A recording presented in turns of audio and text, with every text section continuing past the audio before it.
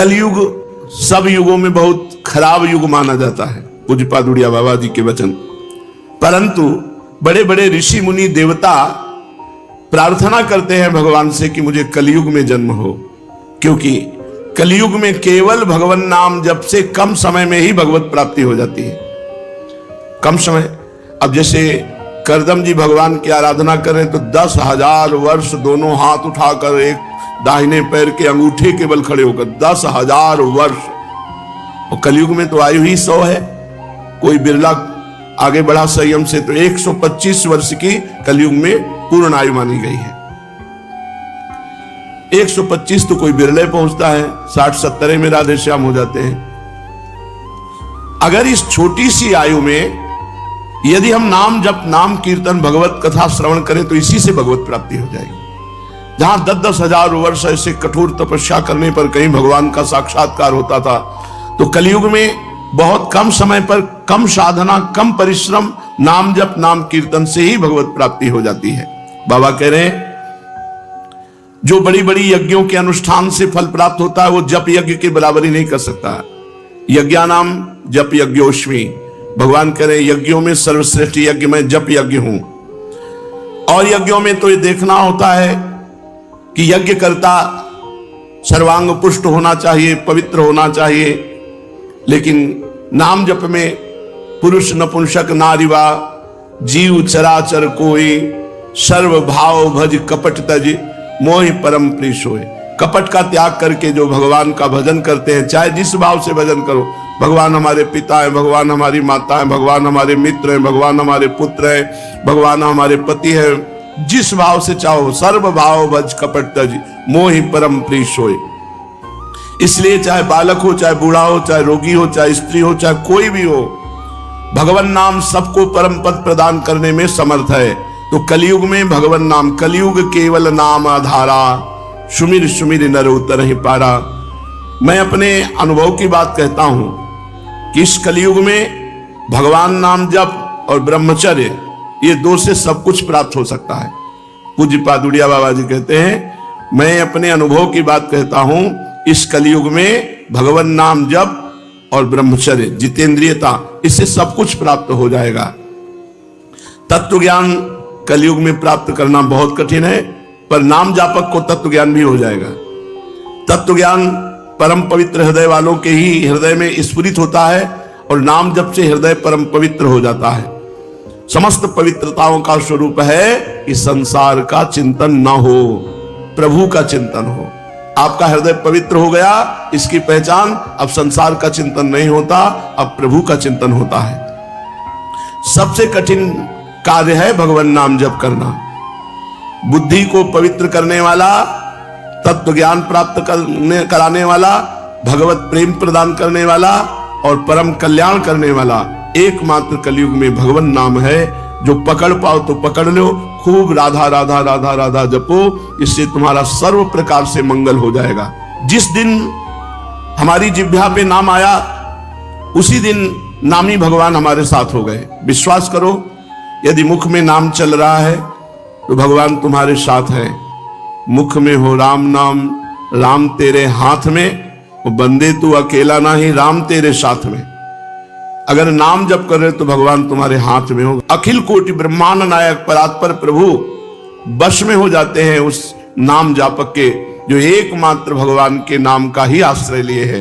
सुमिरि पवन सुत पावन नामू, अपने बस करि राखे रामू।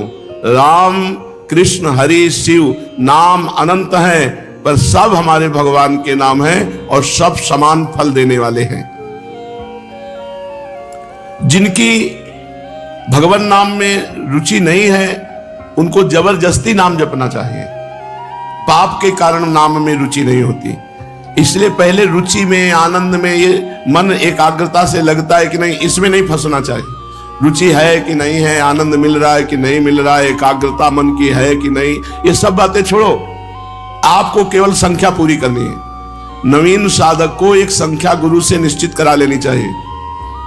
51 माला, 61 माला, 21 माला, 31 माला। अब आपको केवल वो नौकरी पूरी करनी है, मुझे 31 माला पूरी करनी है, बस आनंद आवे ना आवे, मन लगे ना लगे, रुचि हो ना हो, अब हमको आज्ञा पालन करनी। तो आप कुछ दिन में देखेंगे नाम भगवान आपकी अरुचि को नष्ट कर देंगे, चंचलता को नष्ट कर देंगे, आपका मन एकाग्र होने लगेगा, नाम में रुचि आने लगेगी, और नाम में रुचि मन एकाग्र तो आनंद अपने आप आने लगेगा। अभ्यास करने वालों को नींद बहुत सताती है, ऐसे चाहे नींद ना आवे, लेकिन जहां जप में बैठोगे तहां जमुआई आने लगेगी, नींद आने लगेगी, चूक गए तो नींद में पहुंच गए। इस निद्रा रूपी दोष को जड़ से उखाड़ देना है, बाबा कह रहे हैं। ये तभी हो सकती जब भरपूर नींद लो। 5 घंटे सो, 24 घंटे में 5 घंटे बहुत ज्यादा हो जाते हैं। 6 घंटे 7 घंटे बहुत श्रम करने वाले के लिए, इसके ऊपर तो प्रमादी है, निंदनीय है जो 6-7 घंटे के ऊपर सोता है। ये 6-7 घंटे उनकी बात है जो बहुत परिश्रम करते हैं, दिन भर लगे रहते हैं। साधक को 5 घंटे पर्याप्त है, 5 से 5.5 घंटे नहीं होना चाहिए। अच्छे साधक तो 3 घंटे में अपना समय पूरा कर लेते हैं नींद का। जो नींद को समय दिया उसके अलावा फिर नींद को समय मत दीजिए, उससे लड़िए। नींद से लड़ा जाता है। अब ऐसा नहीं कि नींद हमें परास्त कर, नहीं, हम भगवान के अंश हैं, हम में अपार शक्ति है, हम जैसे चाहें वैसे इस नींद को लें। इससे लड़ा गया है नींद से, तो हमें सोने में अरुचि है। जैसे किसी को होता है ना कि आराम से लेटे, हमें नहीं, हमें एक अरुचि सी है। अगर लेटे भी तो चतुरासी जी निज मंत्र, बस उसी में मन को लगाने की चेष्टा। जो भगवान में चित्त को जोड़े हुए हैं उनको साधारण शरीरधारियों की तरह ट्रीटमेंट नहीं किया जाता है। उनका अलग, तुम्हारी दवा अलग चलेगी, उनकी दवा अलग चल रही, राधा राधा राधा राधा। ये दवा सब दवाओं के ऊपर है। धन्वंतरी जी ने आयुर्वेद का शोध करके निकाला कि अच्युत कृष्ण गोविंद नाम में जो रोग निवारण की सामर्थ्य वो किसी औषधि में सामर्थ्य नहीं है। तो यदि हम अभ्यास करें तो रोग में भी, सुख में भी, समस्या में भी, विपत्ति में भी, हर परिस्थिति में नाम जप के द्वारा हम विजय प्राप्त कर सकते हैं। नाम जप नहीं तो माना शरीर उतना आपका चेष्टाहीन दिखाई देगा जब रोग का प्रभाव होगा, लेकिन आपकी चित्त वृत्ति चेष्टाहीन नहीं होगी, वो भगवत चिंतन परायण होगी। यही खास बात है। अगर चित्त चित्तचोर में लगा हुआ है तो फिर क्या परेशानी, और चित्त शरीर में लगा हुआ है तो स्वस्थ होते हुए भी जलते रहते हैं। भोग वासना, नाना प्रकार की कामना उनको सताती रहती है। प्रतिज्ञा करना चाहिए कि नाम जप के समय मुझे नींद नहीं लेनी। बड़ी मुश्किल से तो भगवान की कृपा से जप करने का अवसर मिलता है, और उसमें भी झटके मारोगे, सोओगे तो फिर कैसे बात चलेगी।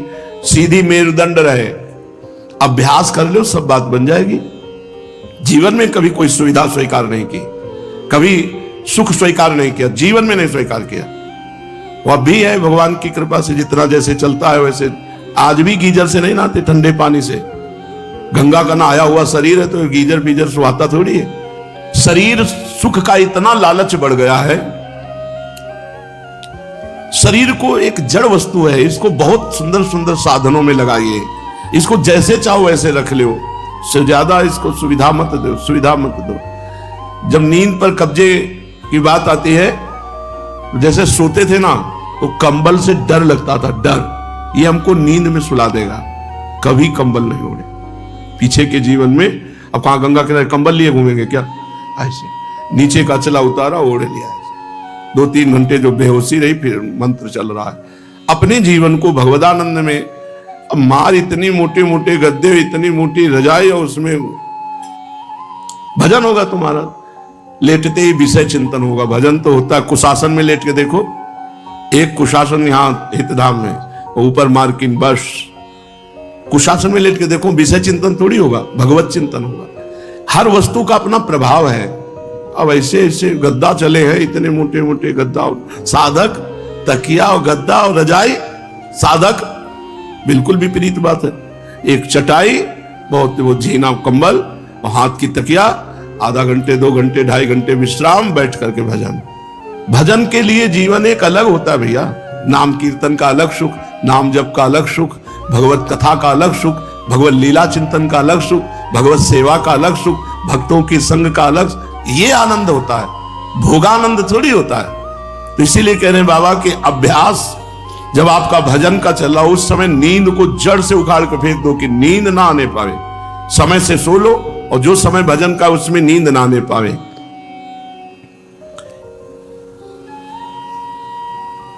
जोई नाम से ही कृष्ण भज निष्ठा करी, नामेर सहित आछे आपन श्री हरि। जो भगवान का नाम है वही कृष्ण साक्षात है।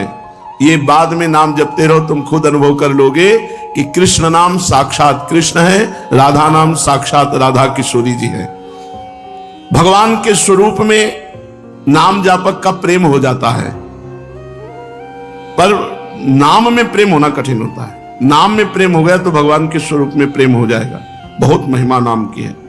और सही पूछो, माया ऐसे प्रपंच फैला देती है धार्मिक साधनों की कि नाम में रुचि पैदा करने का समय ही नहीं रह जाता।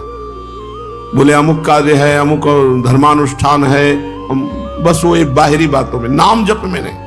सच्ची कहते हैं लाखों में कोई एक होगा जो नाम जप का नियम लिए होगा।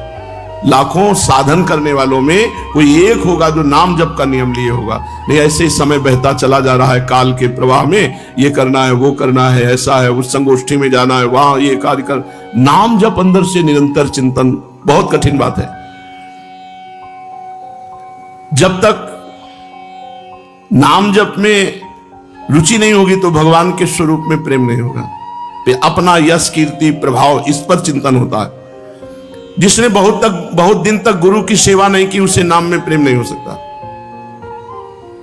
असली में गुरु भक्त के ही हृदय में नाम प्रेम जागृत होता है।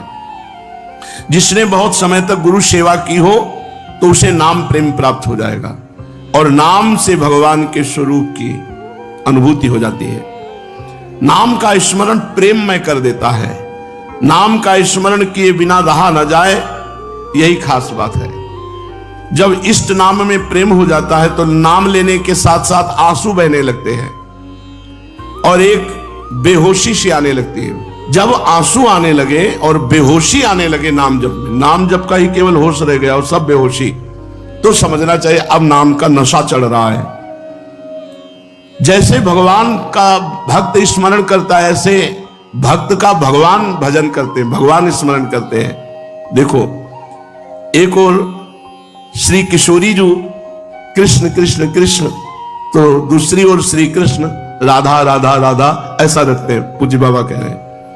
इससे निश्चय होता है कि यदि आप भगवान का स्मरण करेंगे तो भगवान आपका स्मरण करेंगे। और जब बिसरी हो ना बिसारी हो, ये स्थिति आ गई तो अब दूसरे की कोई बात ही नहीं रह गई, केवल भगवदानंद। चलते हैं श्रीमद् भागवत महापुराण। प्रसंग चल रहा है मिथिलाधिपति विदेहराज जनक जी महाराज नौ योगीश्वरों से प्रश्न करते हैं।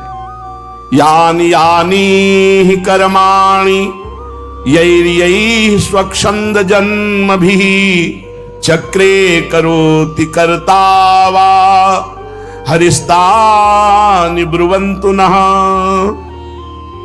राजा निमि ने पूछा, महाराज नौ योगीश्वरों, भगवान स्वतंत्रता से अपने भक्तों की भक्ति के बस होकर, अपने भक्तों की भक्ति के बस होकर अनेकों प्रकार के अवतार ग्रहण करते हैं, अनेकों लीलाएं करते हैं। आप लोग कृपा करके भगवान की उन लीलाओं का वर्णन कीजिए जो वे अब तक कर चुके हैं, कर रहे हैं या आगे करेंगे। द्रुमिल जी महाराज 7वें योगीश्वर बोले, यो वानन्तस्य गुणानन्ता ननु क्रमिष्यन् सतु बाल बुद्धि रजांसि भूमेर्गणयेत् कथंचित् कालेन नैवाखिल शक्ति धाम्नः।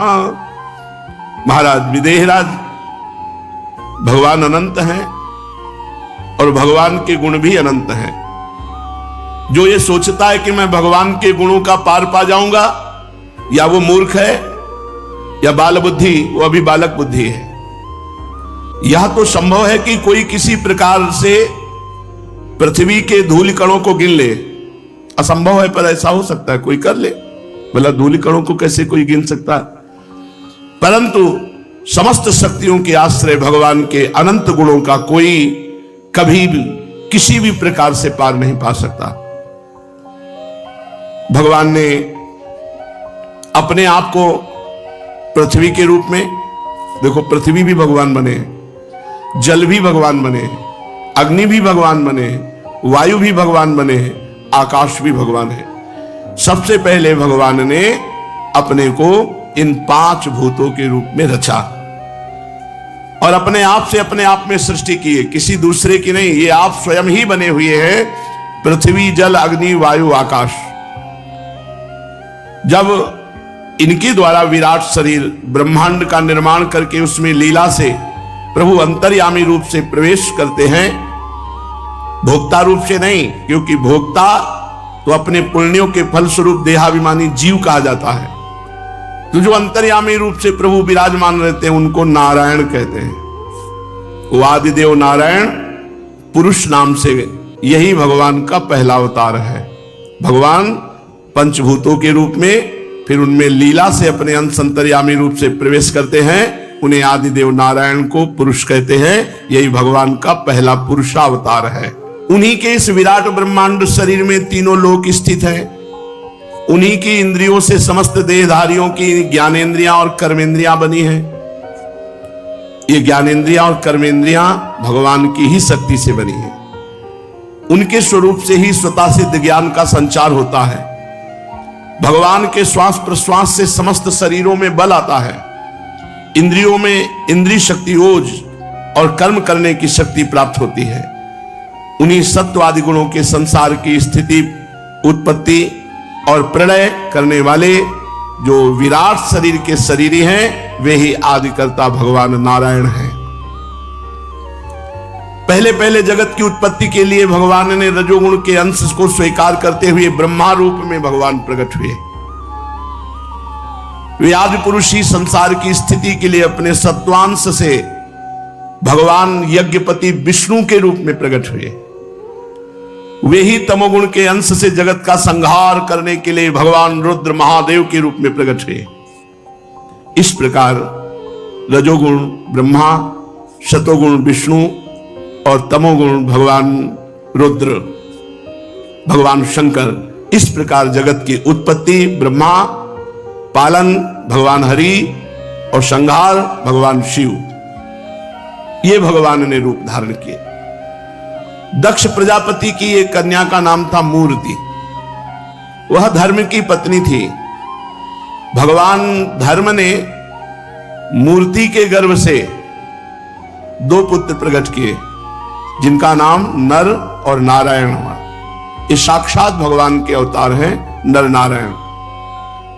नर नारायण भगवान ने आत्म तत्व का साक्षात्कार कराने वाले भगवद आराधन रूप कर्म का उपदेश किया, जो वास्तव में कर्म बंधन से छुड़ाने वाला और निष्कर्म स्थिति को प्राप्त कराने वाला है। भगवान नर नारायण ने स्वयं भी वैसे ही कर्म का अनुष्ठान किया। बड़े बड़े ऋषि मुनि भगवान नर नारायण के चरण कमलों की सेवा करते रहते हैं। आज भी भगवान नर नारायण बद्रिका आश्रम में विराजमान है। जब भगवान नर नारायण घोर तपस्या में संलग्न हुए तो मेरा धाम छीनना चाहते हैं, ऐसे इंद्र के अंदर भय की कल्पना हुई। जब कोई अधिक तपस्यावान होता है तो इंद्र भयभीत हो जाते, कहीं मेरा इंद्रासन ये छीन न ले, इसलिए तुरंत उसको भ्रष्ट करने की चेष्टा करते, तपस्या से नष्ट करने की चेष्टा करते। इंद्र ने ऐसी ही आशंका भगवान नर नारायण के ऊपर भी कर ली। तो सुंदर अप्सरा, बसंत ऋतु, मलय मारुत दल बल के साथ कामदेव को आज्ञा करी कि जाके भगवान नर नारायण की तपस्या में विघ्न डाल दो। कामदेव को भगवान नर नारायण की महिमा का ज्ञान न था, इसलिए वह अप्सरागण बसंत मंद सुगंध वायु के साथ बद्रिकाश्रम में जाकर के वहां अपना प्रभाव फैला दिया। जहां नर नारायण भगवान तपस्या कर रहे थे, शीतल मंद सुगंध वायु चलने लगी। ऋतु में बसंत सर्वश्रेष्ठ, हर वृक्ष आकर्षणकारी पुष्पों से खिल गया और वो जो दिव्य वारांगनाएं देवियां हैं, अप्सराएं हैं, वो अपने हाव भाव नृत्य सब प्रकट कर दिए। भगवान नर नारायण ने आंख खोला, देखा कि ये तो इंद्र का रचा हुआ कुचक्र है, ये तो सब कामदेव का खेल हो रहा है। यहां भगवान नारायण ने दृष्टि करी, कामदेव कांपने लगा। हंस दिए भगवान नर नारायण, हंसकर कहा, आओ तुम्हें भयभीत नहीं होना चाहिए। आओ बैठो हमारे पास।